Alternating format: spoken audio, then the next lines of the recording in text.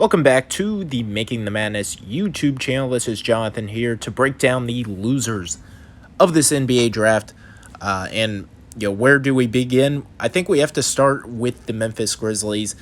This is a team that I think just drafted kind of reactionarily, reacted poorly to decisions made. Early in the week, they obviously trade Jonas Valanciunas, and they get the number 10 pick. Looked like a pretty fair trade early on, but they were expecting to get Josh Giddey out of Australia. They obviously did not get Josh Giddey out of Australia. Instead, he goes to Oklahoma City at 6. They kind of panic. They would have probably been able to draft Zaire Williams at 17, but now they're panicked. The guy they originally wanted at 17, they now have to draft at 10. Just kind of a mispick, I would say there. But they still have another pick late in the first round. They get another pick, and they draft Santi Aldama, who they made a promise to draft at 51. 51. That is 21 picks later.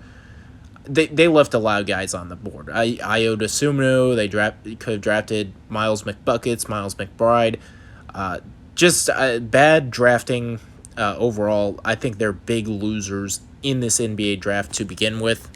Next up, we have the San Antonio Spurs, who draft Josh Primo out of Alabama. Certainly nothing against Josh Primo.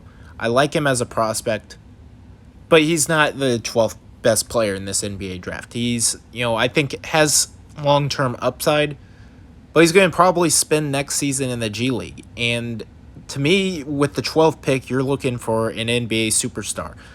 You're looking for, if you're going to take a chance, I would want to take a chance on, I just kind of, made fun of the Grizzlies for drafting Zaire Williams at 10, but I'd rather draft, one of those type players. I just don't think Josh Primo, at his ceiling, I think he's an NBA player, an NBA starter. But, I mean, you can get that at 12 pretty easily. What you can't get is, a potential star. I mean, you could have drafted Kai Jones. You could have drafted, someone like that. Jalen Johnson, I know there's question marks there, but you could have drafted him. So to me, drafting Josh Primo this early in the draft, I just didn't make a whole lot of sense. You could have traded down and still probably gotten him, let's say you trade down to the Los Angeles Clippers at 25, I think they would have still been able to get it. So I think this is a major miss for them. Next up, it is going to be the Toronto Raptors. This was a 4-player draft. It was 4 superstar players, and the 4th of those was Jalen Suggs. And they did not take Jalen Suggs. They instead took Sky Barnes. Now, I like Sky Barnes as a prospect. I think if he was drafted 5th in this draft, I would have complimented the Orlando Magic for taking the best player on the board, because I think Sky Barnes, is probably the best prospect not in the top 4. But, to me, not drafting Jalen Suggs, it just is a major miss here. I think at the time, many people realized it, and it's still, I think in time, is going to look worse and worse. I think Jalen Suggs is going to be, an NBA star. At the very least, I think he's, I see him as being, a potential all-star level player. I think there are 4 players in this draft that are all-star level players. I think there are 4 draft picks here that would have gone number 1 in the last draft. So,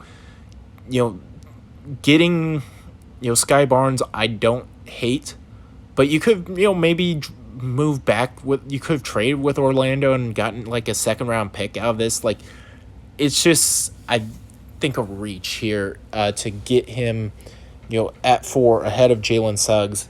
I don't like it, and that's why I'm considering the Raptors a loser. Last up, I'm gonna go with the New York Knicks here. Just think they traded back twice and ended up with Quentin Grimes, who I think is a solid piece, can probably help you next year. But, trading back, I didn't really like. And so, getting him all the way down, at 25 when you had 19 and 21, I think at least for next season, it's going to hurt. Maybe, long term when they start to get some draft, more draft picks, maybe that helps. But I just don't see the Knicks getting a whole lot better from this NBA draft. Sure, Quentin Grimes, I think, will be a kind of key bench player next season. I think he's a very good piece, but yeah, I just think they could have maybe taken a higher upside piece. Someone like a Kai Jones, who I'm very high on. I mean, he did put on a New York Knicks hat. They could have drafted him. I would have liked that a little bit better than just going for Quentin Grimes, who I think is a solid piece, but just doesn't have that type of upside that they could have gotten elsewhere. So, not completely hating on the New York Knicks. I think they're on the right track, but I didn't like what they did this NBA draft. Last up here, it is the Oklahoma City Thunder. I really like the Josh Gay pick. I'll start out prefacing that by saying that I think he's a high upside guy, someone that could be an All NBA player, and at the very least, I think projects as a role player in the NBA. I like that pick. What I didn't like, I think Trey Mann at 18 was fine, but trading 16 and then selling for Trey Mann, I didn't really like that. I would rather, see Oklahoma City target like a Kai Jones, target, Keon Johnson, like high upside pieces that can help you in the near future. I get they add another, first round pick. They love first round picks, but I mean, I just think overall when you're trying to build a team, and I think the Thunder could be, sooner rather than later contending. I just didn't like what they did this night, draft wise. Maybe they'll be, good going forward. They have a bajillion picks still going forward, but I just didn't like what they ultimately did tonight. And then, early second round, trading 2 second round swings for Jeremiah Robinson Earl when you're already like not even contending. Like, I don't really get that. So, Oklahoma City, they are one of the losers here tonight.